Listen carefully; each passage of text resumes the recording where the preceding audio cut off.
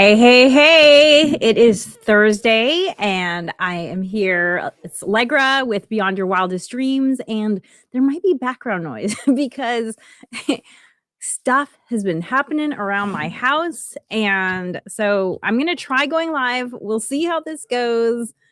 This might not work out well. So, anyway, happy Thursday. As always, I am here to talk about how you, as a working mom, working parent, caregiver can prioritize yourself and your goals by harnessing the power of planning. And today I have two holiday themed topics. You might be wondering, hey, Allegra, it's only November 7th. Why are we already talking about gift giving and holiday meal planning? And the reason why is because you got to plan in advance. There's a saying in the productivity world that for every 1 minute you spend planning, you save 10 minutes of doing. And in addition to all the time savings, there's also a huge decrease in stress and anxiety. Okay. And if you are someone who likes the holidays and likes to do a lot of things during the holidays, then there's a lot of added stress. It could be eustress, new word of the day there, eustress, EUSTRESS.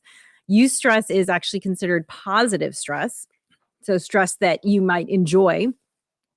So maybe it is eustress, which is, kind of lights a fire under you and gets you excited, but it's still a mental load. And my goal is to help you enjoy the holidays for yourself, not just enjoy doing it for others, but for you to enjoy it for yourself. And the way you do that is through planning. So, I have two topics for you today. The first one, we're going to talk about holiday meal planning. And the second one, we're going to talk about gift giving. And so, if you celebrate, we all celebrate holiday meals. It might not be this time of the year, but the same information is relevant whether you're planning a holiday meal for Lunar New Year, for Nowruz, for Easter, for whatever holiday meal you might be planning. The strategies are still going to be the same. So let's start with holiday meal planning. Oh, by the way, I know I usually do some chit chat, but unless you want to hear me talk about electrical panels, that is what's going on in my mind right now. So instead, I'm going to talk about these two topics rather than doing chit chat. And as always, if you comment in the chat, I can see it and am happy if you have any questions to answer them. So, holiday meal planning. Again, this is all about reducing stress and anxiety for you. And the first thing with holiday meal planning is to start to uncover all of the invisible work that goes into meal planning, right? Like it's not enough to take your planner and write down, okay, I'm going to have a holiday meal on this day. That's not enough. There's all of this stuff that leads up to the day itself. So step one is to name that invisible work. So first of all, obviously, you're going to have to go grocery shopping. And when I have a big celebratory meal that I'm planning, so if I'm having a dinner party of any kind, I tend to shop in at least two trips. And I just know that I'm going to have two trips going in. I feel like it's even that little thing, that little knowing that you're going to you're going to go to the grocery store more than once actually helps reduce stress because then you're not like, oh, shoot, I forgot something. Nope. You're always going to forget something. You're always going to run out of something at home in the interim. So just know that you're going to have to do two trips. Okay. And I like to do the first trip 6 days before. So whenever your holiday meal is, go ahead and write down that day and then back up and say 6 days before, you're going to do your first grocery trip. And then 3 days before, you're going to do your second trip. And that way, at least for me, that allows me to skip going grocery shopping on the weekend. So let's just talk about Thanksgiving specifically because that's the holiday meal coming up that I'm thinking about. So I put into my planner. So let's look at, I'm just going to flip to my planner right now. So Thanksgiving is on November 28th this year. So I am putting in my planner on November 22nd, the Friday before, I'm writing first grocery trip. And then On November 25th, I'm writing second grocery trip. And it's interesting because I actually go to different grocery stores for those two trips. For the first trip, the one happening on the 22nd, I don't know if you can hear all the noise going on around me. Hopefully you can't. Hopefully my unidirectional microphone is doing its job. But on the 22nd, I go to the grocery store that's a little bit further away, but they have more things that I like. That's Sprouts. They have more products that I like, specialty products that I can't get anywhere else. Then on the 25th, I'm actually that Monday, I'll do my second grocery trip at Ralph's, which is closer to me and also has a great selection, but it doesn't have some of the specialty products that I like to get from Sprouts. So those are my two grocery trips. Now, the nice thing about doing most of my shopping on Friday and Monday is that it still gives me 2 days to go to the grocery store if I have any last minute emergencies. And I try to be done. So if I have a last minute emergency, I know that that's going to happen. That grocery store run's going to happen on the 19th. So baked in at least 2 grocery store days that give you enough room so that if you have to do a third emergency trip for that thing that you ran out of at the last minute, it can happen and not be stressful. I try to avoid the grocery store on Wednesday. Last year actually I know for sure I was able to get all my grocery shopping done in just those 2 days. And I was so happy because I was like, woohoo, no grocery store for me on Tuesday or Wednesday. Phew. Okay. So that's the first thing. Then backing into that further, you have to think about, okay, so if you're hosting a meal, having people over, you're going to have to think about setting up your table. And that could be something that you start doing. Like if I'm hosting people at my house, usually I'll start pulling stuff out around Friday so that I can just kind of do it in a leisurely way, setting up my table. And also that allows me to sort of like add and subtract things like decor pieces to the table. So that's something that I start doing again around that same day as the first grocery trip. Even if you're not hosting people though, you might want to have started gathering decorative objects. And this doesn't have to be something that you buy. When I do my daily walks with my dog, I will pick up branches with pretty colored leaves or pine cones that have fallen to the ground. So you can make your walks with your dog or your kid an opportunity to be creative and fun and bring some of that beautiful fall foliage in. I love finding pieces. There are these big trees that grow on my street, and around this time of year, they're starting to have some red leaves, but most of them are still in the green yellow spectrum. And inevitably, the wind will knock some of those leaves down, and I will collect some green, some yellow, some red leaves, and I will put them in a vase, and that will be part of my decor. Another thing I have to do is that I actually have these battery powered candles that I like to use during the holidays because I don't like to have lit candles all over the place. And I use rechargeable batteries. And so if I'm going to use those candles, I have to start recharging my batteries. So again, that's an invisible task that you might not see, but it takes half a day for them to be charged. And so you want to set that up before you are before you need them. Okay. So again, this is just making the invisible visible. So here's some other things that you might need to do. So I'm just going to shout things out. Feel free to grab a piece of paper and a writing instrument and write these down. So if you're hosting a holiday party, invisible task is deciding who to invite. And that is something that you absolutely want to do immediately, right? If you're hosting people for Thanksgiving, then November 7th is a great time to decide who to invite. And, you probably need to invite them as soon as possible. So then you need to invite people. So you could let's say you're going to put down November 9th or November 10th as the day that you decide to invite people. That gives people a nice 2.5 weeks to, plan accordingly and come over. And then you're going to, right, you have the 2 to 3 grocery shopping trips. You have to figure out whatever decor you want to do. You might have to wash or dust. Like, for instance, if you're bringing out plates that maybe you haven't used in a little while. You might have to wash those because they might have accumulated some dust or something like that. You also will need to, for me, charge batteries for candles. Another thing you might be doing kind of around this time of year might also be, and this is kind of related to the holiday meal planning and kind of not, but you might also be thinking about doing any sort of photographs for seasonal cards that you might be sending out.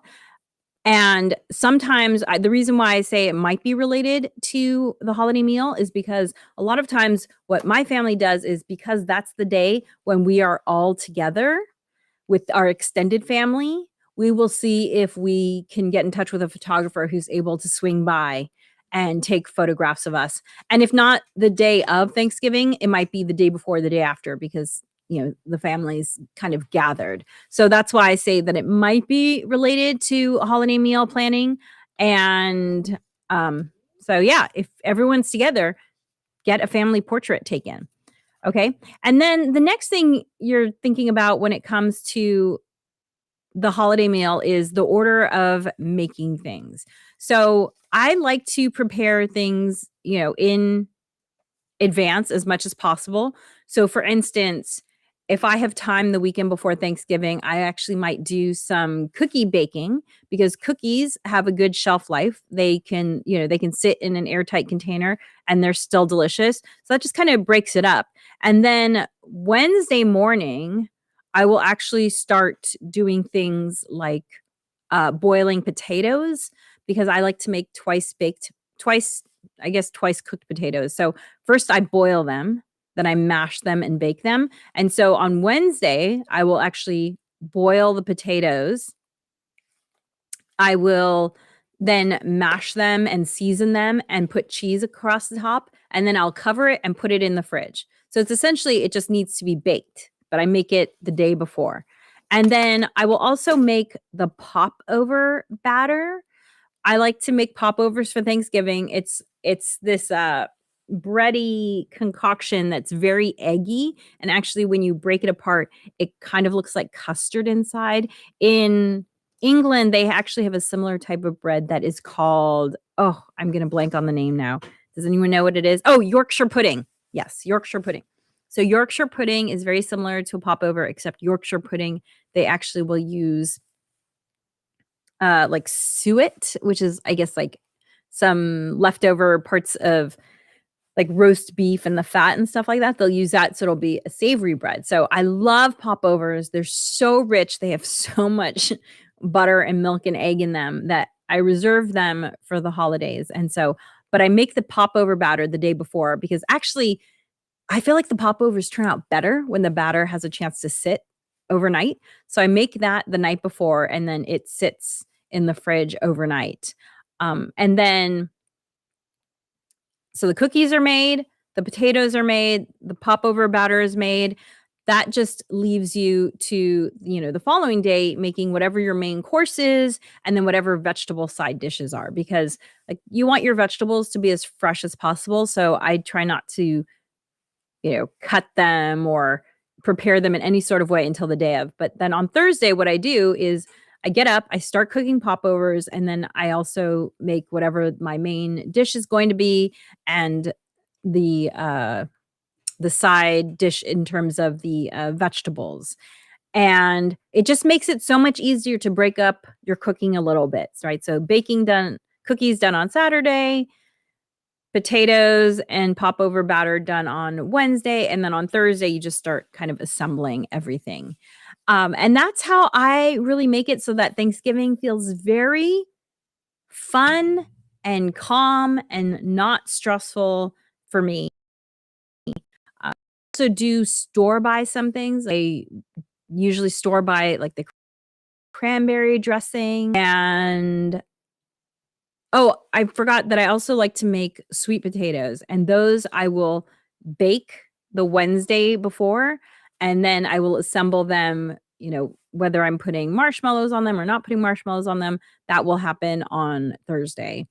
And then I actually don't make pie for Thanksgiving because an aunt of mine who always comes to Thanksgiving dinner always makes pie, but that would be something where you could prepare the filling on Wednesday and then you could just bake it on Thursday so it's fresh. Or you could bake the whole pie on Wednesday. I actually prefer pumpkin pie that's cold.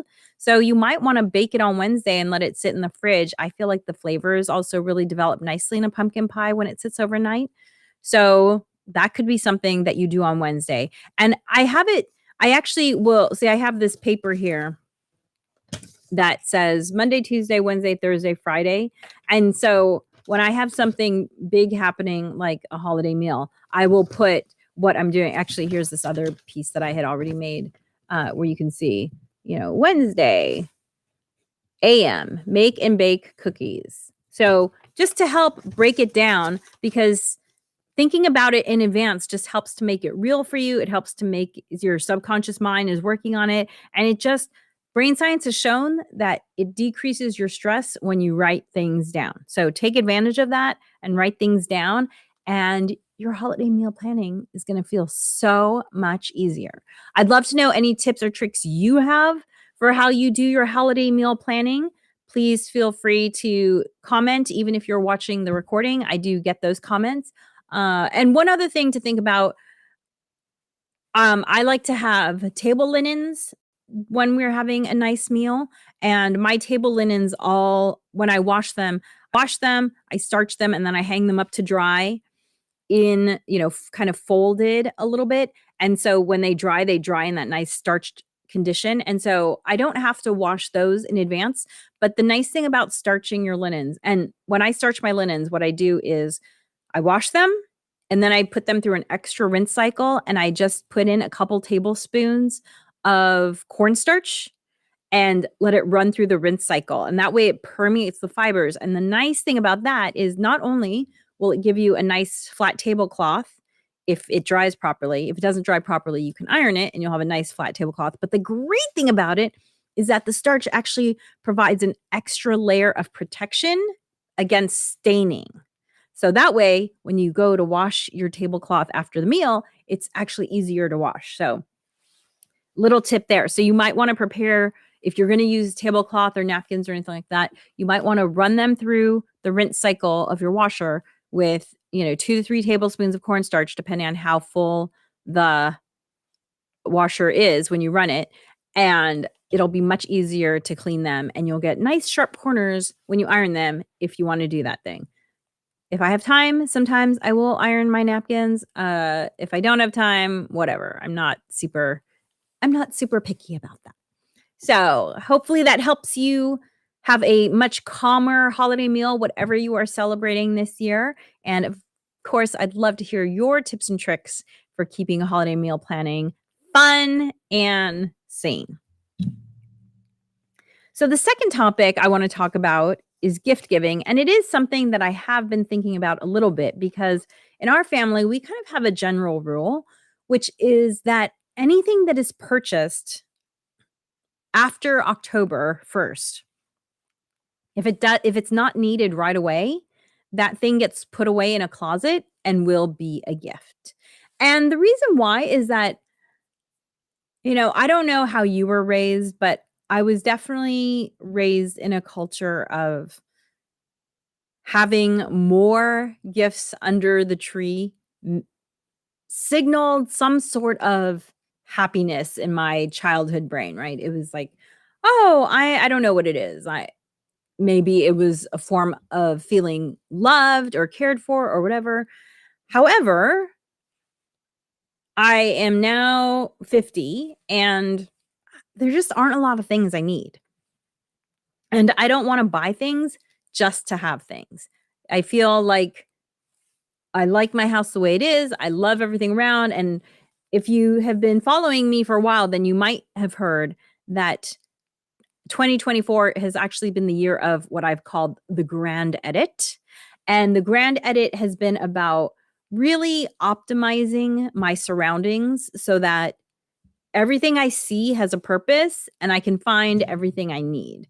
And so my whole family, when you get to 50, if you're lucky, my friends and I, we talk about the fact that like, oh my gosh, what am I going to do with these things that I don't use anymore that I used to use? And it's like, wow, we're so blessed that we've lived long enough that we have things that served a purpose at one time and no longer serve a purpose.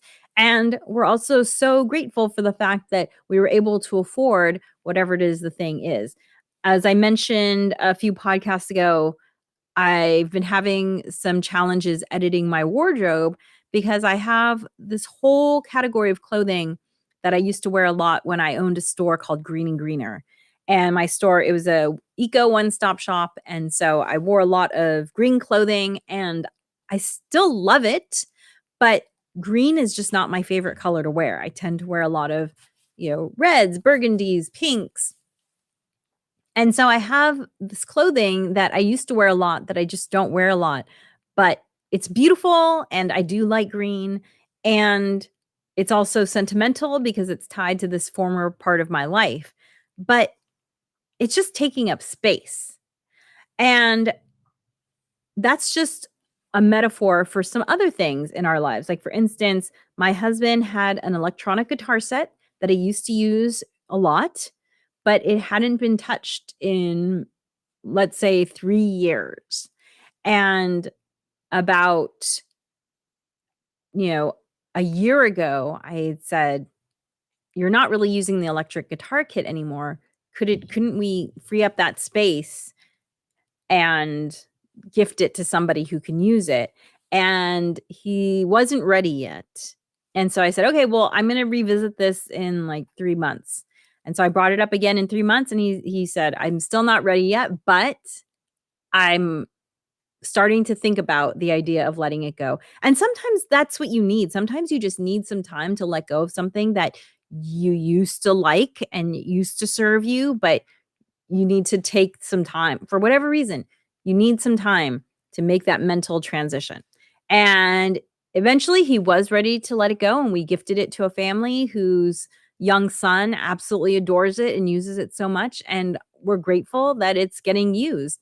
But it can take some time to get used to that. And so, coming back to gift giving, my husband and I realized that just there aren't a lot of physical things we need. And so, if there is something physical we need, like for instance, if one of us needs a new pair of shoes or a jacket or whatever, for whatever reason, we will, whatever gets purchased, if it's not needed, we will save it, put it in a closet, and that will be a gift later on when we do our gift giving in December. Another thing that we've tried to prioritize as a family is the giving of experiences rather than things. So, in September, my daughter had mentioned that there was a band who she'd like to see in concert, and the concert was happening in another 6 weeks or something. It's since passed. And, concerts are not inexpensive experiences. And she said, "I want a concert and I also wanna get a piece of merch. I want a sweatshirt," which, sweatshirts at concerts can cost 75 to $100. So, they're that's a nice gift. And so we said, "Okay, we can make the concert happen. However, the concert and that sweatshirt, those are part of your Christmas gifts." And she said, "Okay, yes, I know." So we do try to give more gifts. The other thing too is that we have a tradition that we adopted about 10 years ago. I had read an article where a journalist had said that in her effort to be more mindful in their family with gift giving, they had come up with a tradition that it just sounded really nice to me. And so when I'm struggling to think about what we're doing for the holidays, this is always something that I come back to, and it gives me direction and it calms me down. And that is this philosophy of giving 4 gifts. And the 4 gifts are something you want, something you need, something to wear, something to read. Isn't that nice? Something you want, something you need, something to wear, something to read. So my daughter had actually asked for another sweatshirt. She said, I would like 2 sweatshirts as gifts this year. I want one from this concert, and I want one she wants a Fox Racing sweatshirt because my husband wears them and she likes his, and so she wants one. So, I have actually already started to do the gift purchasing, and the reality is that the vast majority of the time with our clothing, we buy our clothing like 99% of it is secondhand. Either eBay, I love clothing shopping on eBay, okay? If you haven't tried it yet, you should absolutely try it because the great thing about buying clothes on eBay is, first of all, you have this huge selection. So you can find exactly what you want. I started clothes shopping on eBay when my daughter was born because the first year she was born, we had 2 family weddings to go to. And I knew I was not a size that I was gonna be for a long time. So, I didn't wanna spend a lot of money I needed dresses for 2 weddings, and they were very different climates. One was in winter in the Pacific Northwest, and one was in summer in Hawaii. So, I needed very different types of clothing, and I just knew that I wasn't gonna be that size for the rest of my life, so I didn't wanna spend any real money. But I also didn't have wedding appropriate clothes that fit me because, again, I had just given birth. So, I went on eBay, and I knew for one of the weddings, I needed to get something purple because I was part of the wedding party, and the color was purple, and so I typed into eBay, "purple linen dress," and you can customize, like, everything, like sleeve length, skirt length, are you looking what material you want? I wanted a purple linen dress and then all the sizes. And I found a fantastic dress, and I think it probably I don't remember what it cost me, but it probably cost me I feel like it was 20 to $30 or something like that. It's like, "Okay, great. I can afford to spend 20 or $30 for a dress that I might not wear that much." I actually ended up wearing that dress for quite a while because it was just a great linen dress, and I wore it for a couple years as I was still breastfeeding. And then, the other wedding dress, same thing. I just put in what I wanted. So eBay has become one of my favorite ways to clothing shop because the selection is incredible. There are also other online secondhand opportunities such as Poshmark, and another one is ThredUp. I've purchased great things on Poshmark and ThredUp as well, and the nice thing about Poshmark and ThredUp is that they're a little more edited, so you won't like on eBay, you also get a lot of people who are selling new things, and they might say that it's vintage or pre-owned, and so there's just a lot more quantity at eBay. So sometimes ThredUp and Poshmark are nice because they're a little more edited. They're a little bit nicer. Poshmark especially is a little bit nicer. So if you're looking for something nicer, that's a great way to go Christmas shopping. My husband likes the brand Untuckit, and I purchased him a couple of Untuckit shirts on Poshmark. And by the way, when I say secondhand doesn't necessarily mean used because you probably have things in your closet that you purchased that you've never worn. They still have the tags on. And a lot of those things end up on Poshmark and eBay when people finally realize, you know what? I've never worn this thing. I'm never going to wear this thing. I'm going to let it go. And actually, I have purchased so many things that are new with tags, but they're secondhand, right? So it's amazing. The other thing I like eBay and Poshmark for is when you come across something, maybe you see someone wearing something or you see something in an old magazine and it's no longer current in stores. What's really nice is that a lot of times you can find those things on Poshmark, eBay, or ThredUp. And I have hunted. For those of you listening to the Harness the Power Planning podcast, I'm making like tiger gestures with my hands. I have hunted many an item on eBay and Poshmark, and found exactly the thing that I wanted. And it is so satisfying. And I always love those finds. So, as I said, we do a lot of our shopping secondhand for clothing. Really, the only thing our family buys new are underwear and athletic shoes because those just get a lot more use, and so you wanna have you want your feet to be taken care of, but I will buy specialty shoes secondhand, and the great thing is, if people aren't showing you the pictures that you wanna see to determine if that item is in good enough condition for you to buy, you can ask for more pictures. So, the people who are really knowledgeable about putting up shoes secondhand, they'll take pictures of the back sides, the underneath of the what is that called? Not is it the sole? The sole of the shoe, so that you can see how much wear the shoe has gotten, and especially you wanna see the heel to see because if someone who has used the shoe really pronates, the heel will be worn down in a weird way, and that's just not gonna be comfortable. But a lot of times you'll look at the shoes, the heels and the sole, and it'll look like it's barely been worn. And so you can decide, "Hey, yeah, I'd like to pay that amount for that shoe with that much wear." It's fantastic. But, underwear, tennis shoes, okay, yeah, we buy those new.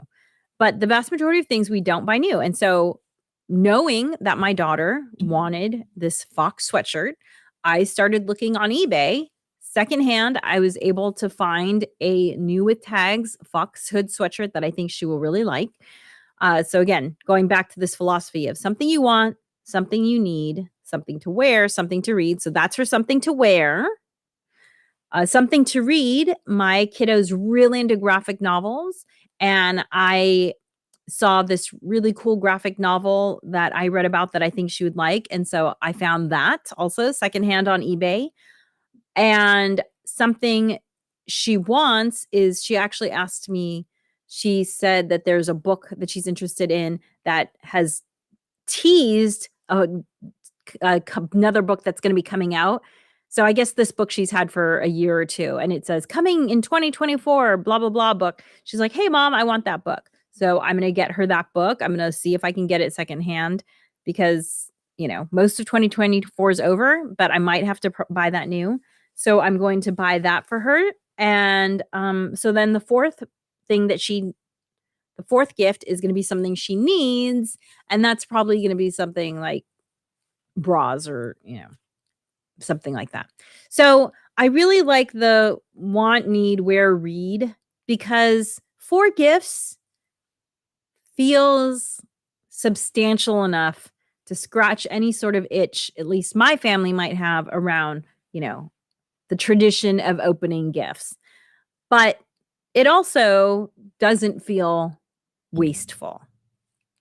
And for my husband and myself, if there's nothing that we, quote unquote, want or need, wear or read, I mean, read, I am constantly reading books. So I actually never buy myself anything for that read component for Christmas because I'm always getting books and mostly from the library. But I do, if I really love a book, I will buy a book.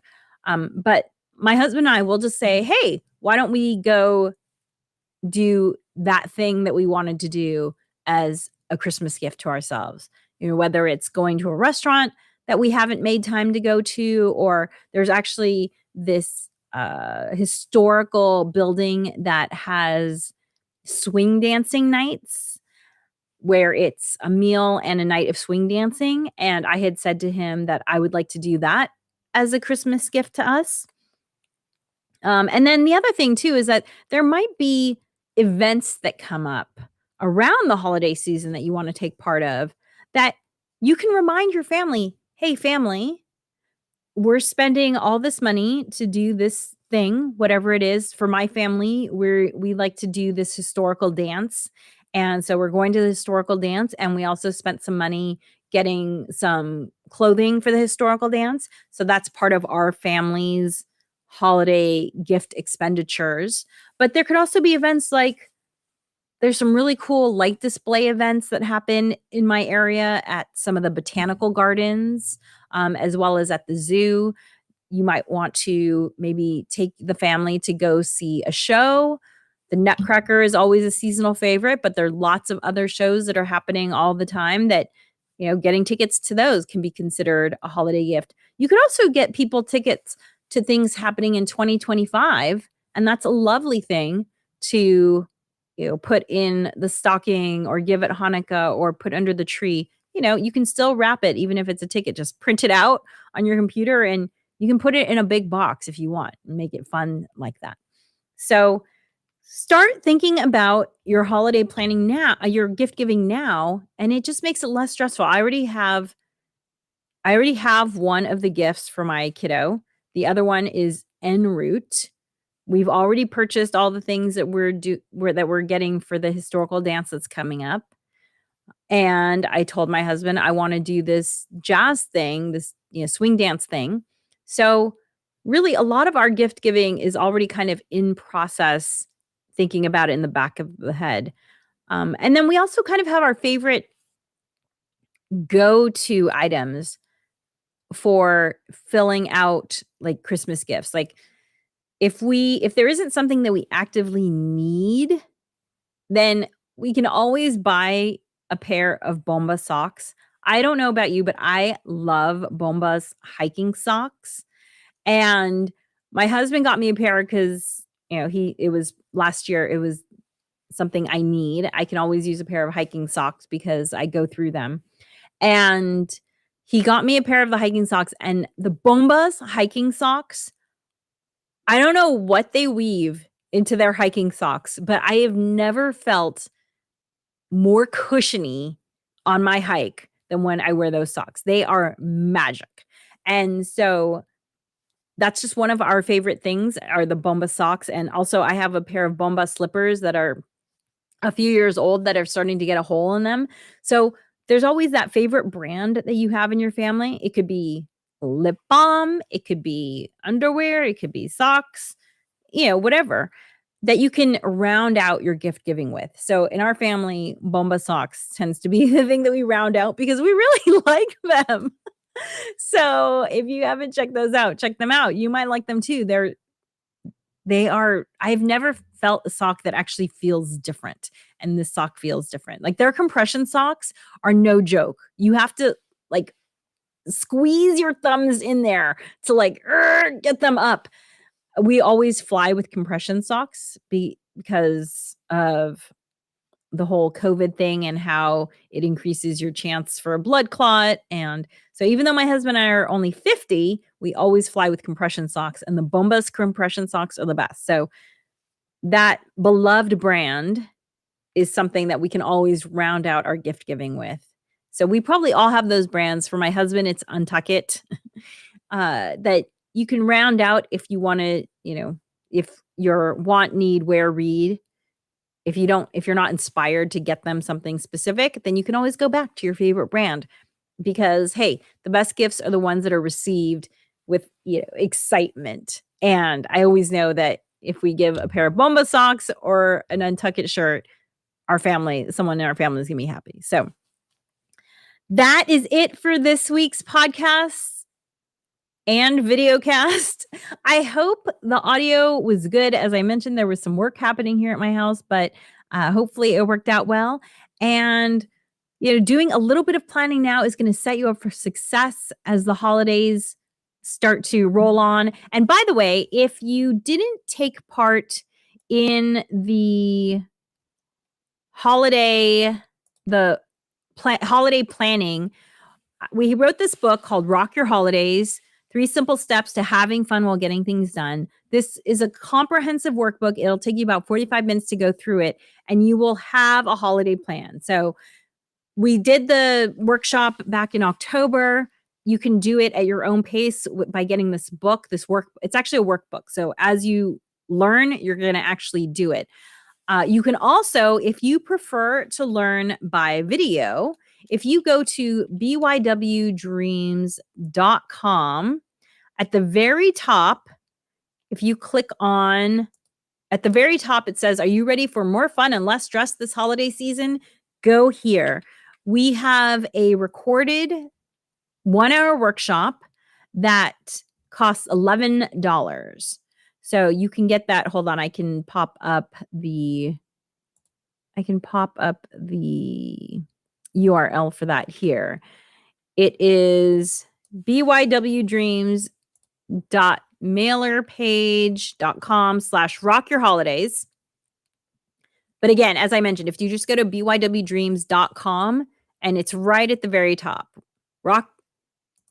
are you ready for more fun and less stress this holiday season? Go here. Just click on that and you will go to the page where you can buy the $11 video class. So if you want to follow along on video, it's only $11. You can get that at bywdreams.mailerpage.com/rockyourholidays. Also, if you are interested in 2025 in really harnessing the power of planning, the wait list for our Harness the Power of Planning course is open, and you can find that at bywdreams.mailerpage.com/HPOP. That stands for Harness the Power of Planning. So mostly the same URL as the last one, except instead of Rock Your Holidays, it is HPOP. And you can sign up for our free waitlist there. We have not picked a day yet for the Harness the Power of Planning workshop, but it is a 2-day workshop. It costs $37. 2 days, 45 minutes each day, $37. If you go to that page, the bywdreams.mailerpage.com/HPOP, you will see exactly how HPOP is laid out. And so if you want to sign up for the wait list, it's totally free, but something to think about for 2025 if you're ready to, level up with your productivity, level up with your life design, level up with prioritizing yourself and your goals. Harness the Power of Planning. The course is the way to do it. Thank you so much for joining me. I will see you next week. And as always,